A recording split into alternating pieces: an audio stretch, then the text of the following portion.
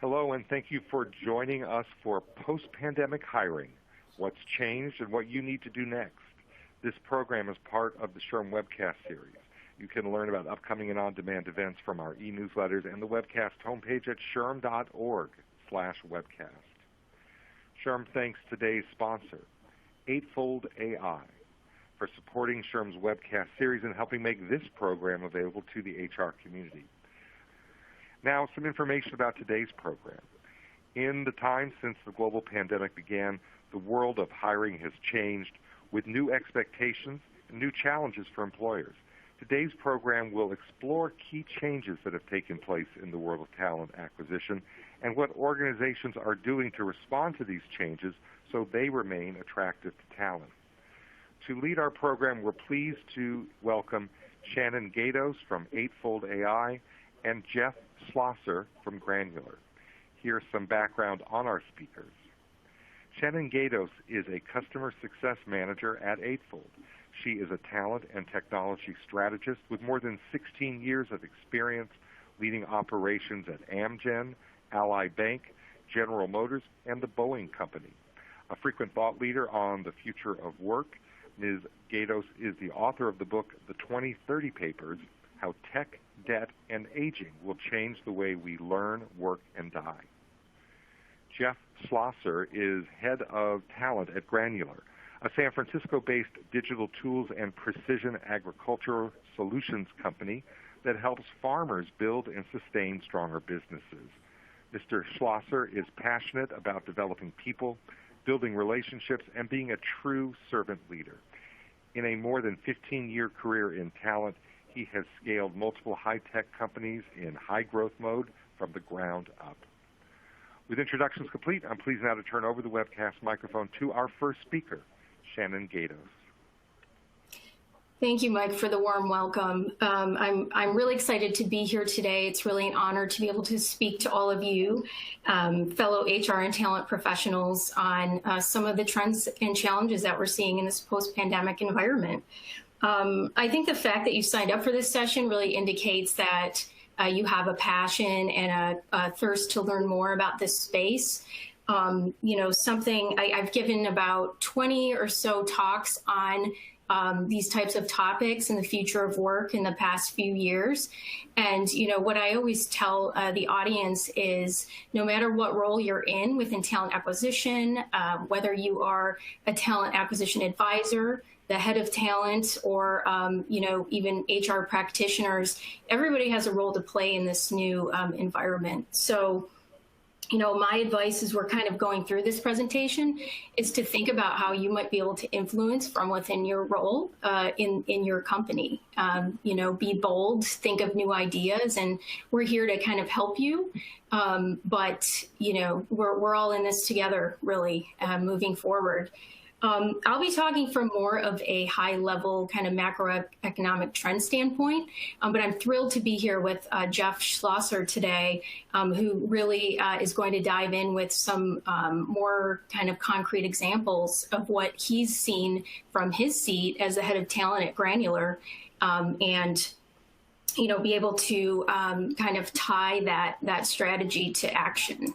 So we're just really excited to be here today.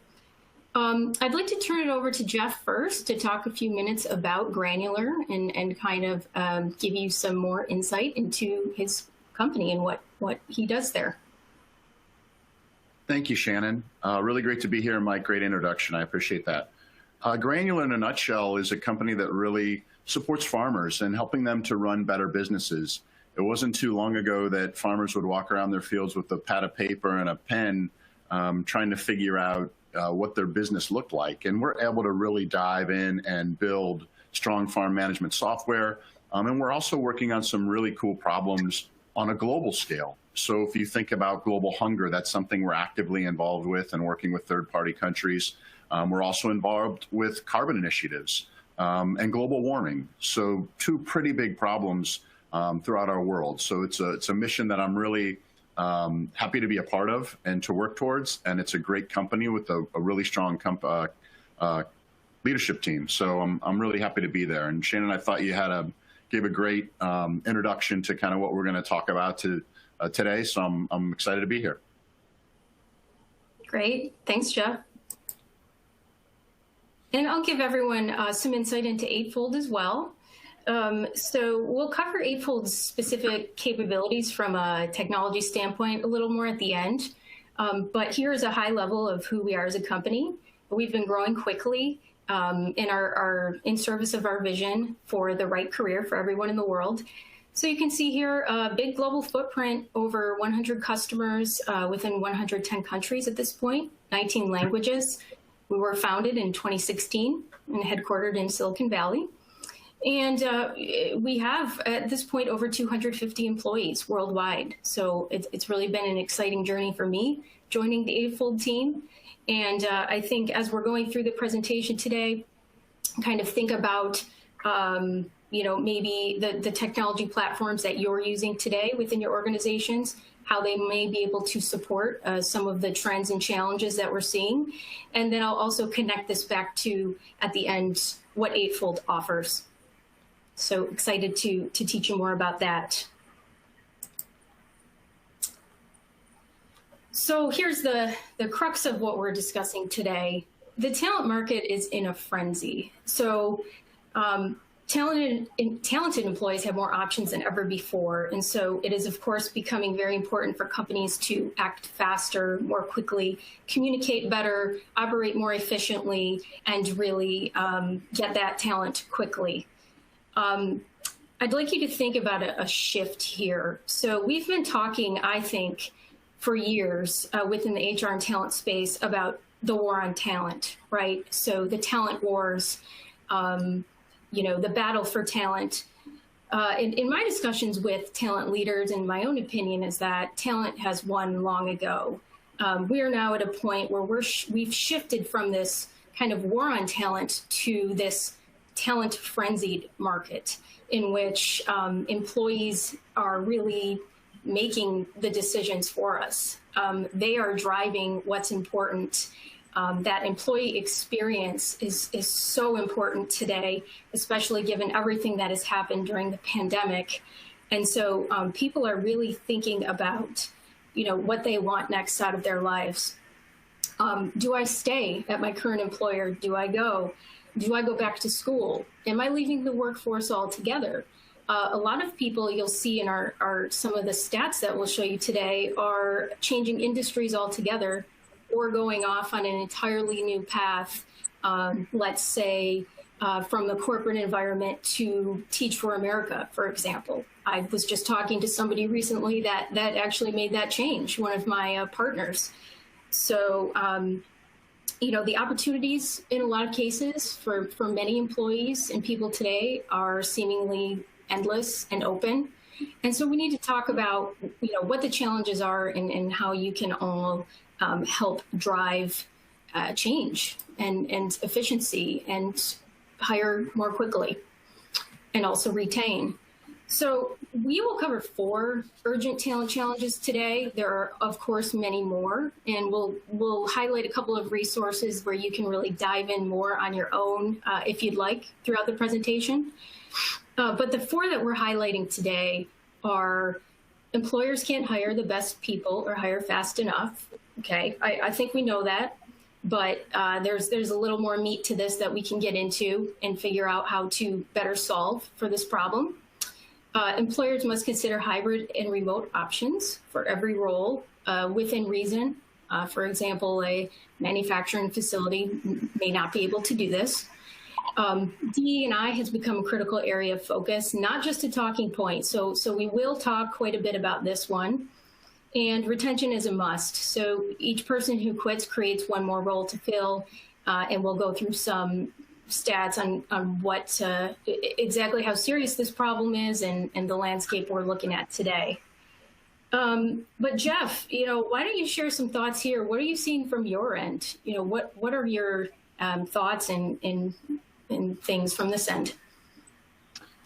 Yeah, Shannon, I think overall it's been quite a journey over the last 14 or 15 months, going from a place in March or April where layoff lists were pretty much coming out on a daily basis. People were losing their jobs. Companies were downsizing or shutting their doors altogether.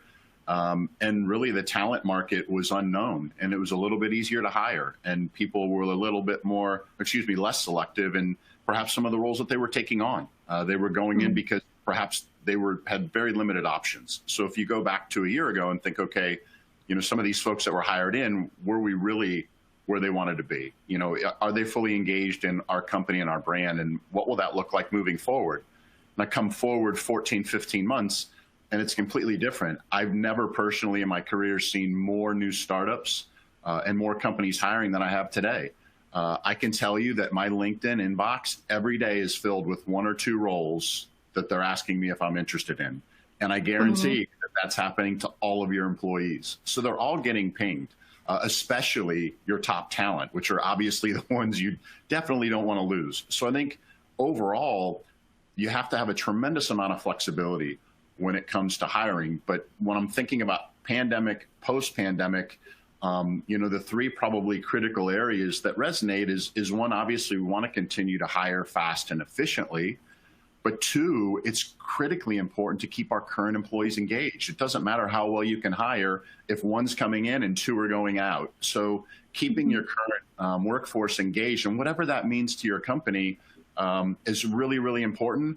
And then knowing where your blind spots are in your business. If you're not really executing on some type of succession planning, or looking at least business critical roles that you can't afford to not have in your business, identifying what those roles are and perhaps being a little proactive in building pipelines. So I think even though you might be in talent acquisition and perhaps your component is the hiring fast and efficiently, all 3 of these buckets are going to impact your role, your job, and really what your strategy and tactics need to be. So I think those are the 3 things that as a talent leader, I try to keep front and center as I'm thinking about the next stage of, post-COVID, vaccinations, back to work. Yeah, absolutely. And I think, we'll see throughout this talk today the impact of talent management, of reskilling, upskilling, the importance of retention, as you mentioned, giving employees access to be able to see what roles or career paths might be available to them through, in some cases, AI-powered design, rather than maybe just continually having to search an internal job posting board. All of these things are going to be so much more important as we move, into this new talent-frenzied future. So really great thoughts there. So we'll dive into each of the 4 challenges a bit more, and we've got some stats to share with you. In terms of the first one, so employers can't hire the best people or hire fast enough. We touched on this a little bit, but skills are changing faster than ever. And this survey in particular from Gartner showed that just 29% of new hires are what they would consider highly prepared for the job. And then you can see the rest of the bubble there. The folks did not feel that they had the job skills for their new role, or at least all of the skills required. So, this is, the pandemic has really accelerated the demand for some skills, including especially technical skills. These skills were already hard to find before.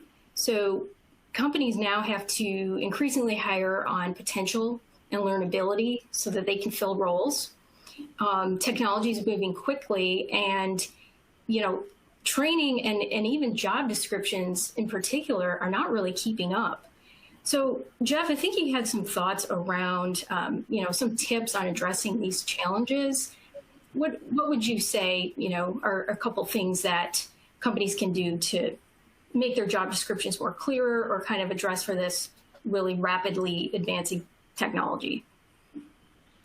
Yeah, I think you made a good point earlier about, what's important to people when they're looking for a new career. And the workforce today is very different. So they care just as much about culture and diversity and what the office and team is about as they do what their job's going to be, who they're going to do it with in terms of their direct team, and then what the product is. So you really have to think, in my mind, a little bit more holistically about what your talent force looks like and what they need. And as I'm hearing you speak and listening to all these things, I think there's a pretty diverse group of listeners today, so I'll try to stay a bit broad.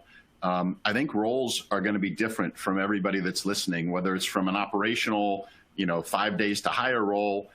They can post a job and get 500 applicants, to roles that might take 120 days to fill that are, high-level technical roles. So, what I would say is to really know your business. So when you're thinking about hiring people fast enough, well, what does that mean to you? It can be very different for me than it can be for you. And I'll give you one instance. Last year, our time to hire was somewhere around 94 days. And I think when we kind of identified what it was and where we wanted to be and why we wanted to be there, which really talks about like the different processes of the recruiting life cycle and where we could have the highest impact, that's how we built our goal and then set that goal at 65 days, which is, essentially a 30% reduction. So I think what I would say is it's just so critically important to understand your business and to understand what your goals are and what you're striving for. If you don't know it, then you're not going to have any idea how to impact it. And once you know it, that's not enough. You have to really set tangible goals and then have that transparency with the company. Recruiting truly is a team sport, and everybody needs to be involved in some degree or another. So I think hiring fast really means truly understanding your business and what those specific KPIs are and what the goals are from an operational perspective of your company. Mm-hmm. Yeah. Yep. I think those are all great points. And, all of those points will be even further underscored with this chart here when we see what we're really talking about in terms of the available jobs compared with talent available in the market. So, let's start at 2012 here. There were 4 available workers for every open job. Then fast forward to 2020, it went down to about 1. Of course, the pandemic changed things very rapidly. And so we went back up, but now things are starting to normalize again. And so we've got, between 1 and 2 folks available for jobs today. In some of the higher specialty areas, that number is likely lower. I mean, we just don't have enough people with the skills, as we've talked about here. So, it's not necessarily that there aren't enough people in the world to fill these jobs. Of course, that's not the case physically, but we're seeing this skills mismatch, this heavy push for upskilling, reskilling, microeducation programs, and, really alternative ways of learning. And so, I think of some of this, the onus is on the candidate or the employee to go out and make sure that they are learning new skills and making themselves marketable over time. But a lot of this can be done through HR organizations and talent organizations, of course, through technology or by offering learning services, whether it's a lynda.com or Coursera, Udemy, any number of options. And, even from my own perspective, I'm interested in learning more about venture capital. It's just something I don't know much about, and I'm interested in that. So I signed up for a Coursera course on that, and I'm just continuing to, take my own advice here and make sure that I'm staying, up to date on things and continuing to learn. So I think, I think let's move to the second challenge here, hybrid work. So there's been a ton of conversation and articles, and I'm sure everyone is probably a little bit tired by now of hearing about hybrid and remote work for every role. But it is important to see the stats around this and maybe some things that can be done and how to operationalize this within your organizations. So probably no surprise, 87% of employee survey wanted to keep work from home in one way or another. So at least one work from home day per week. Okay, not much of a surprise there. What may be a little bit more of a surprise is that 42% actually said that they would switch employers to keep that option. And so we are seeing a lot of employers embrace this trend of, hey, yep, you can continue to work from home 1 day a week, 2 days, 3. General Motors, which was mentioned in my bio, they've actually, as a past employer that I've worked at, they have implemented a, basically work responsibly ethos to where employees can pretty much decide where they want to work within certain roles within the company, how many days to work in the office, how many days to work at home, maybe even flex their hours a bit. So that's something new that they are trying there. In the Bay Area, I know, Salesforce agreed they were going to retain remote options for every employee. Amazon kind of said no, they weren't going to, and there's been a back and forth even, over the last several months within different companies on what they're actually going to do. I think it's interesting, even within the banking area, which have been pretty conservative about work from home in the past, are opening up to be more flexible about hybrid work options. And when we think about that employee experience, so back to what Jeff touched on and some things we've said earlier here today, really the employees are driving what they want. And if they can help it, you see this 42% here. If they don't feel that they are getting the flexibility that they need, whether it's for childcare or other things that have come up, especially since the pandemic, they are at risk of. Let's talk about some real life examples. What can be done here? So, Jeff, what insights and tips do you have from your seat on hybrid work?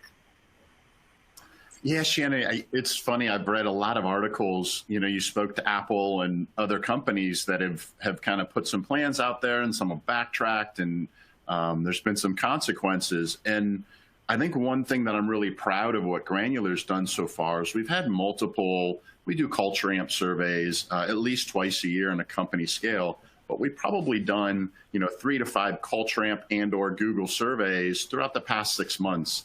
I think if you don't know your employees and your team members and what's important to them and why, you're going to fuel the fire of attrition, and it's going to be hard on your work culture. So I think you really have to get the pulse of the people in your company and what they want. And though they may not be the decision makers at the end of the day on policy, I think understanding where they are is extremely important, especially now when we start seeing spikes in the Delta variant. And if you're a global company or a company that works throughout the United States, you have to be very conscious about what's happening in certain communities with COVID, ones that are rising and spiking versus ones that are not. And how do you make a company-wide policy on what hybrid versus in the office should look like? So I think having your finger on the pulse of your team, understanding what's important to them, and then sharing transparently with the company. So we've created what we call a Granular Works program, which essentially is every single component of what return to work looks like,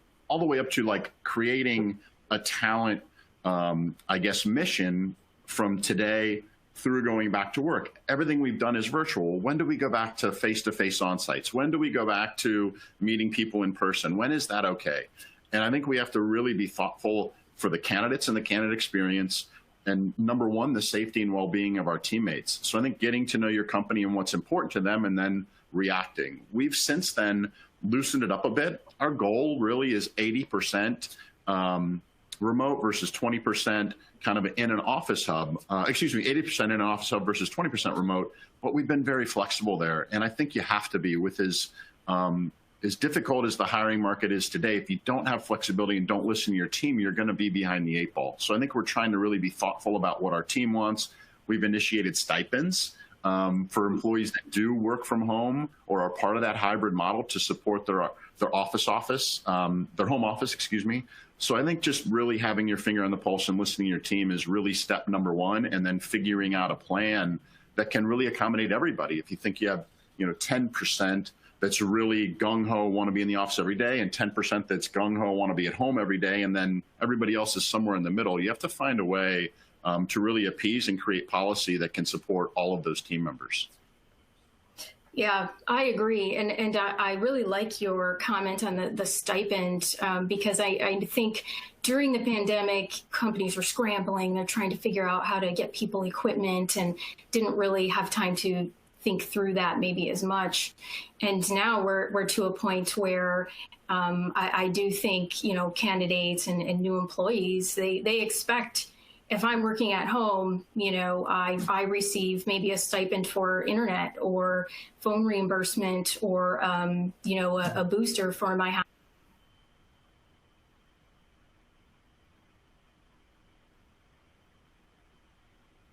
house. Fantastic.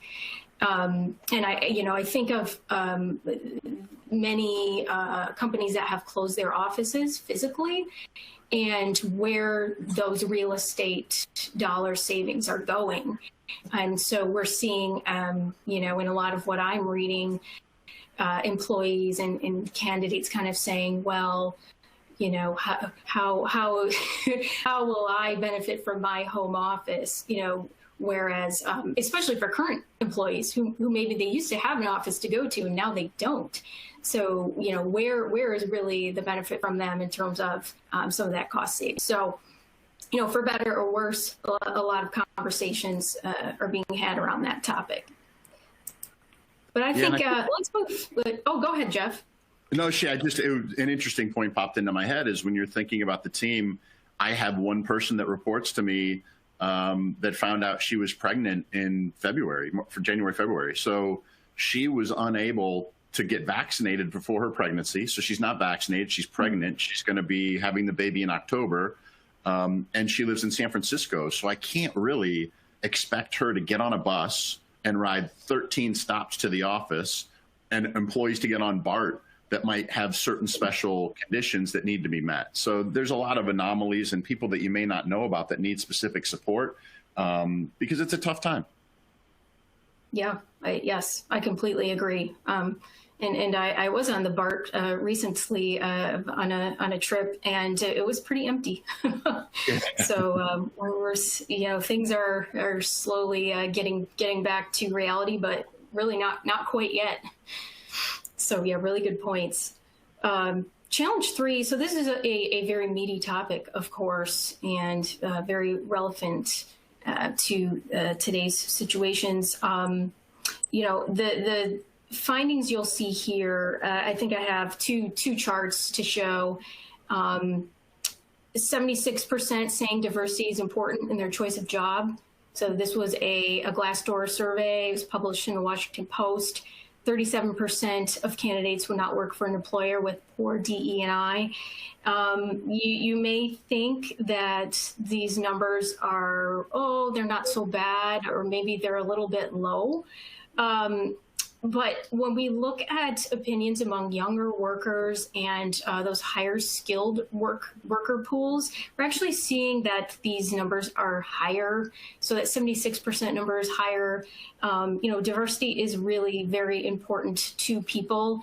And, you know, you see in the caption, we're really moving from this not just being a talking point to something that is, you know, expected of organizations. DE&I, you know, standing up to the plate, not just appointing. We're no longer in the world of appointing a chief diversity officer and saying that's enough. You know, you'll see on the next chart. Actually, I'll move to it now, and then we can have some more discussion. But we have a 10 times increase in companies talking about DE&I to investors. We've seen 8 times postings for diversity recruiters, so 800% increase. And if you were to go on LinkedIn right now and you could just type into the jobs, you know, DE&I roles or diversity manager, you know, any combination of those words, you're going to see thousands of not just recruiting jobs, but manager positions, director, executive level, you know, program management. And so I think it is an encouraging sign that things are moving in the right direction. The first step really is getting more resources assigned to work on DE&I initiatives. And, you know, really that's how you move from not just being a talking point anymore. Jeff, I think, you have some examples of engaging DE&I and maybe potential metrics that companies could use to help advance. So open to your thoughts here. Yeah, some good comments there. It is important to people. And the other thing that I would say, Shannon, is it's our job to make sure that it's important to leadership. And we have to figure out, understand, what are their pain points? What's the ROI? We all know executives and the C-suite and the board, and figuring out how to frame, if it's needed, DE&I and why it's important for the organization and for the culture and the team has to be probably the first thing that you do, and figuring out how to influence them. I was fortunate enough to come in on a team and a leadership team that is really passionate about diversity and inclusion and equity. So fortunately, we've always been aligned, which makes it extremely easy. But I've also worked for companies where, my head of people has said, hey, just make sure that your pipeline's diverse, and we want 20% diversity in your pipeline. And my first question is, how do you measure that? Because nowadays, from a name, you can't tell. From a photo, you may not be able to tell. So it's really difficult to just judge what diversity looks like and the candidates and prospects that you have in your system. I'll tell you, last year, we actually did bring on Eightfold and implemented it fully in 2021. And a really interesting stat is our whole numbers for male and female hires are equal year over year in terms of how many hires we've made. But what we did realize is that in 2020, males were twice as likely to make it to the on-site stage as females. Twice as likely to make it from the on-site to offer stage as females, which is really insane, and tells me that, well, maybe there is some kind of opportunity or issue with our hiring process, with our funnel conversion, whatever that may be. But one thing that we did towards the back half of 2020 was implement structured interviews. And for those of you that aren't familiar with structured interviews, essentially, you're asking the same questions to the same candidates for the same role over and over and over again. You want to compare apples to apples. You want interviewers to have one set of questions or competencies that they're responsible for vetting out for every candidate for that specific job in order to keep the playing field level. So we introduced a lot of tools and resources to make that happen, interview plans before we even open a rec. And one of the consequences in 2021 is the on-site to offer percentage for male and females is almost dead equal. I think it's about a percentage point off. So I do know, and from looking at other underrepresented groups, our funnels and pipelines have increased dramatically. So those structured interviews, and I want to say this, Shannon, I don't think bias is something that is intentional. In most cases, it lives in all of us. So it's our job to be aware that it exists, and it's our job to figure out a way to make things as fair and straightforward as possible for all candidates. So minimizing that bias, understanding, as I mentioned earlier, the data, where's your starting point, where are you trying to get to, and how are you measuring it, are really the only ways to get better. Yeah, and thank you for sharing those insights. You've touched on a topic I wanted to dive a little bit more into, which is, the journey women have been on throughout this pandemic in terms of hiring and even beforehand, as you've mentioned. But first, I'll say in terms of the process prior to in-person interview, there are some things that companies can do to recruit women more effectively, and many of you on the call probably are aware of this, but I'll just name a few. So gender neutral language, using gender neutral language in job descriptions. There are some companies that can assist with doing this, and some software services, but studies have found that women shy away from positions that list words like, authority type of words. And so making your job descriptions more gender neutral will increase the chances that women will apply to the position. Women are also far less likely to apply for a position if they do not feel that they meet at least like 80% of the requirements. And so that is something to also consider when screening for candidates, when posting your jobs. Candidate name masking, that is a capability that Eightfold has, where you can mask names, locations, where people live, things like that, the years that they graduated from school. And so this helps to eliminate some of that bias that, as Jeff mentioned, is likely not overt bias, but maybe more, unconscious in the case of the hiring team. And then, of course, a couple of other things that we've talked about. Childcare benefits, really providing and taking care of your employees. What is your employer value proposition in that regard?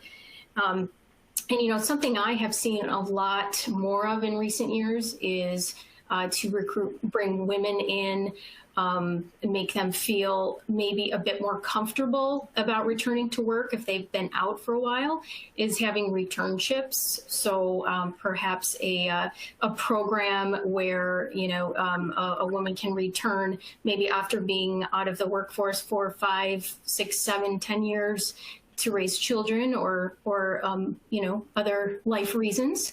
They can come back in, they can go through this essentially feeder program, learn, let's say, marketing. Let's say they're getting back into marketing management, just get up to speed and be off and running. So it's a combination kind of training program, re-entry into the workforce, if you will.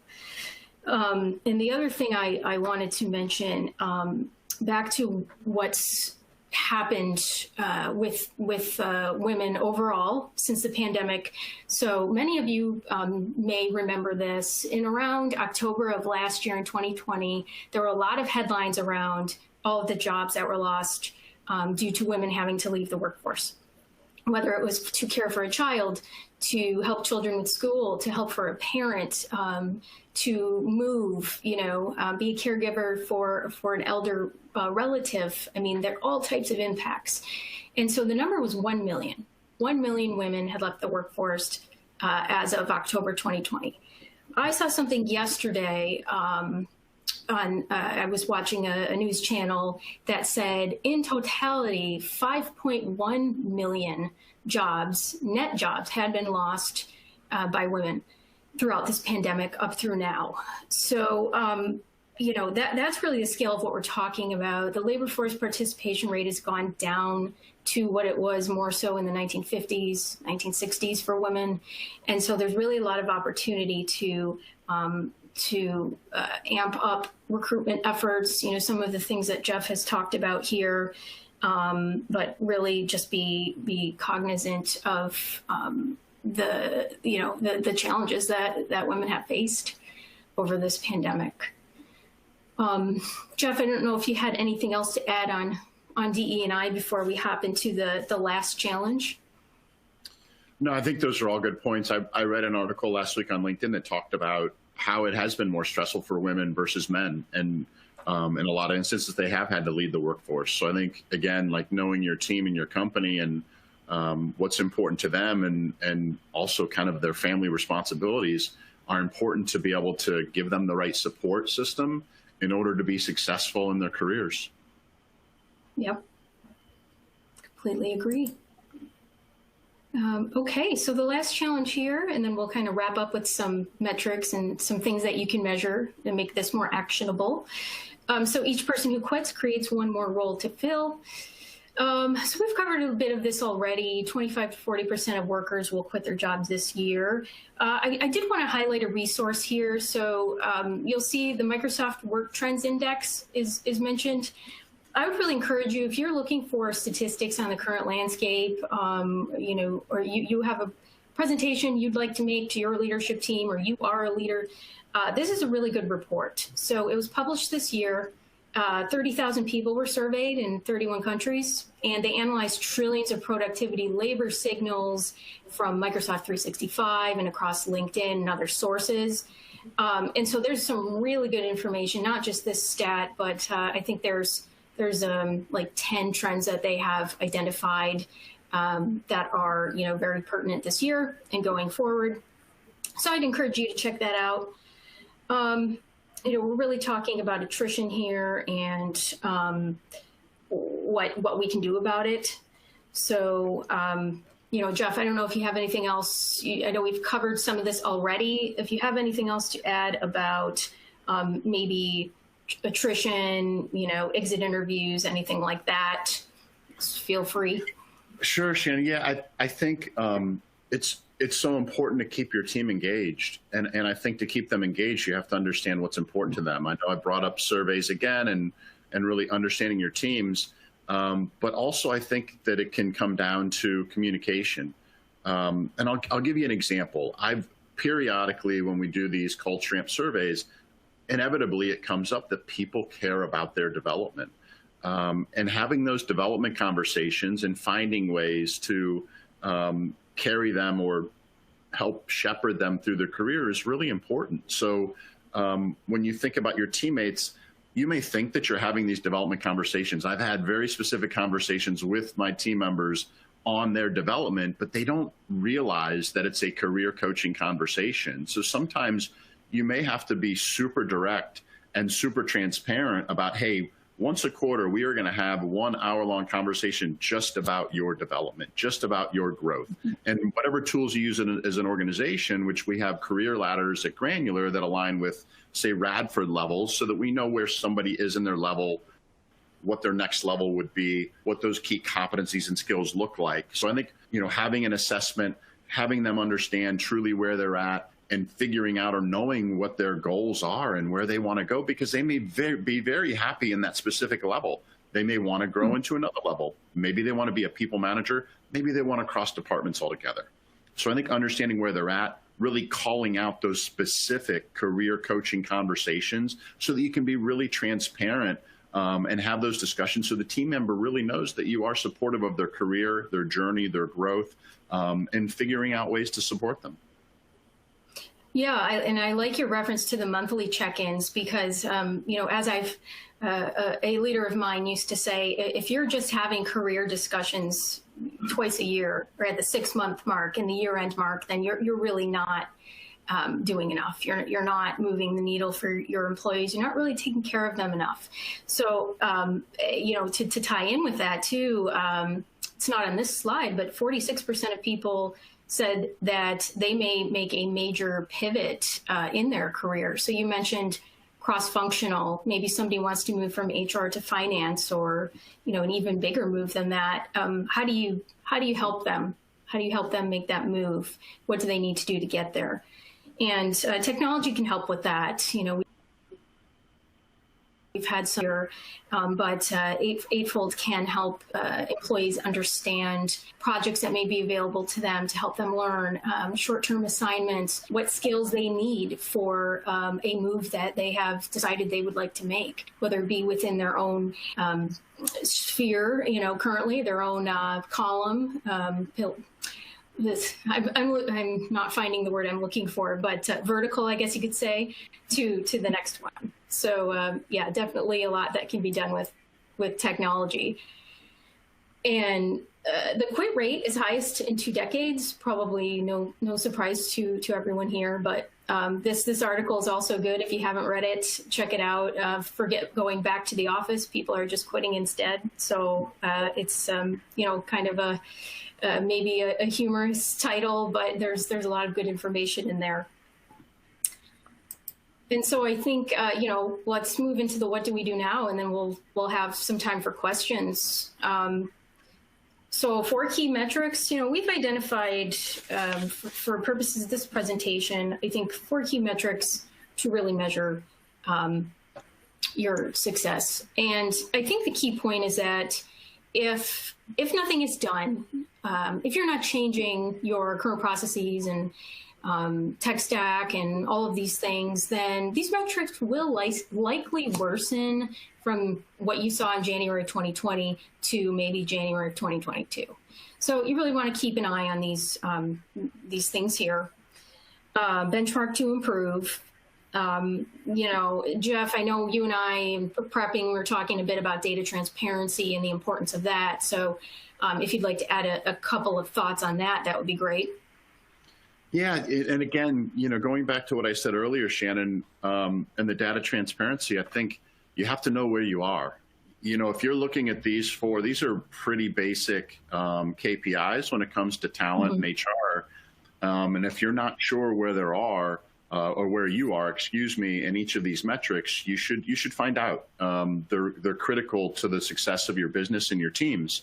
And then I think the other thing to think about is, well, what is industry average? Like, what should I be striving for? Where do I need to be? And why am I where I currently am? So figuring out really the problem solving around why is, my offer acceptance rate 60 when I need it to be 85? What are the underlying issues and reasons, and really figuring that out.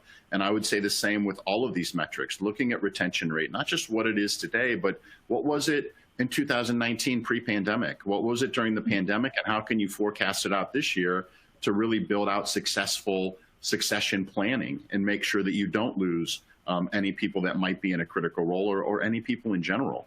And then recruiting efficiency, Shannon, I mean, what I would say here is that because the market's so competitive, as talent leaders and HR professionals, we have to find ways to automate our business in any way possible. And typically, whether that's at the top of the funnel and having automated ways to evaluate resumes, which saves recruiter time, or perhaps sourcing and building talent communities, but recruiter efficiencies and opening up their time to really connect with candidates is really at a paramount.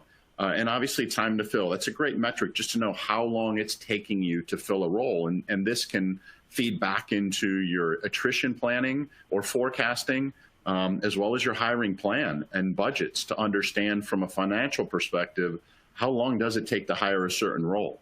So I think all of these metrics are pretty critical. But again, I would still go back to really assessing your organization.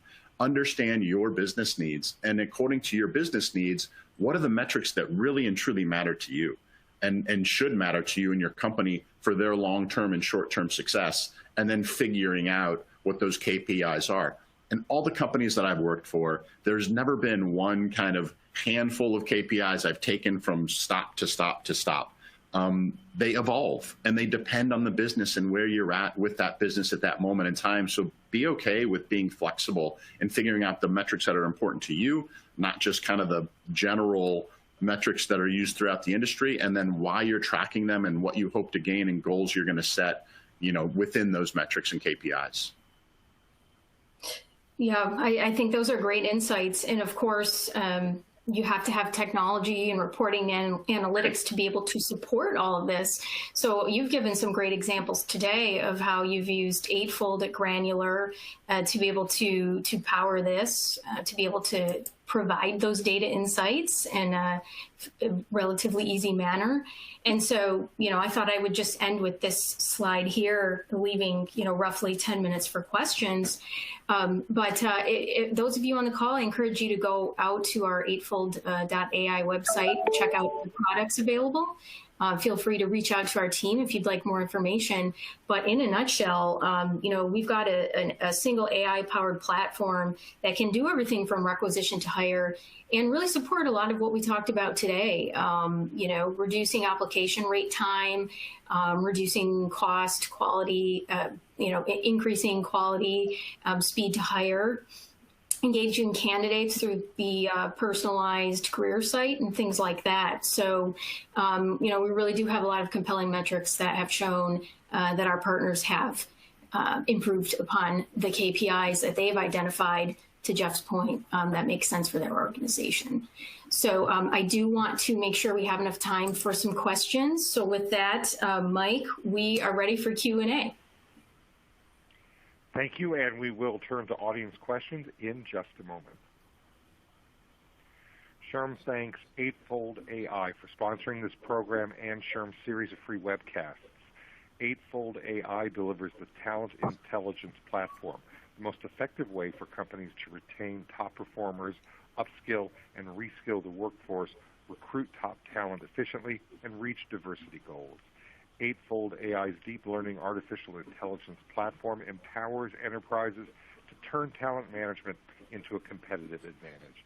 For more information, visit eightfold.ai, and don't forget to register for Eightfold's virtual summit, Cultivate 21, taking place August 10th and 11th. Visit cultivate.ai. www.eightfold.ai for more information. All right, let's turn to some of the audience questions that are coming in. We'll start here. Do you have any recommendations on something to stop doing, meaning a practice which is a time suck or has limited return? For example, reviewing every resume versus automating it. Yeah, I have a kind of a quick hit one. I think, wasting times on emails on LinkedIn, for example, to people who are very underqualified, overqualified, like, Jeff mentioned he's getting emails regularly, daily. I got one yesterday for an internship role, in HR, which is, I'm not to say it's beneath me or something, but I would think that would be more for somebody at the college level. So a platform like AI can really help you identify a best fit match before you even make those emails or those kind of cold call sourcing solicitations. So I mean that's one that I see. I think now that talent technology has advanced, there's opportunity to really enhance that part of the sourcing process a lot more. All right, continuing with audience questions. We've got a viewer who asked, in the context of attracting candidates, in your opinion, if there are 1 to 2 potential employees per job, why are so many companies having a hard time with hiring? Yeah, and I'm interested in Jeff's thoughts on this as well. From my perspective, I think it goes back to that skills match. Actually, a couple of things. One is the skills mismatch. So the skills that employers are looking for are not readily available in the market to the number that they need them to be. And so perhaps you have, 100 marketing people to one robotics engineer. And I'm just making this up, but, to give you a picture. And I think the other piece for many jobs today may be the pay. And so if employers are unwilling to offer the pay that the candidate is looking for, or maybe the benefits, total compensation, child care, some of these more employee, human-centric types of benefits that will help the person be successful in their life and achieve that work-life balance and all the things they need. We're seeing, candidates just kind of walking away and saying, no, thanks, but no thanks. You're not meeting my qualifications. I have other options. And so I'm not going to take this job. So I think that's part of what's going on as well. Jeff, I don't know what your thoughts are on this. Yes, just so I understand, Shannon and Mike, Mike, the question was 1 to 2 candidates for the job. I'm assuming you mean kind of like offer stage. Is that what I'm applying, and then having difficulty getting one of those two to hire? Is that what I'm hearing? Yeah, I think I'm interpreting the question perhaps incorrectly. That if there is this idea that, in the total job pool there are multiple candidates for each job, why do so many companies have a hard time finding even one? Sure.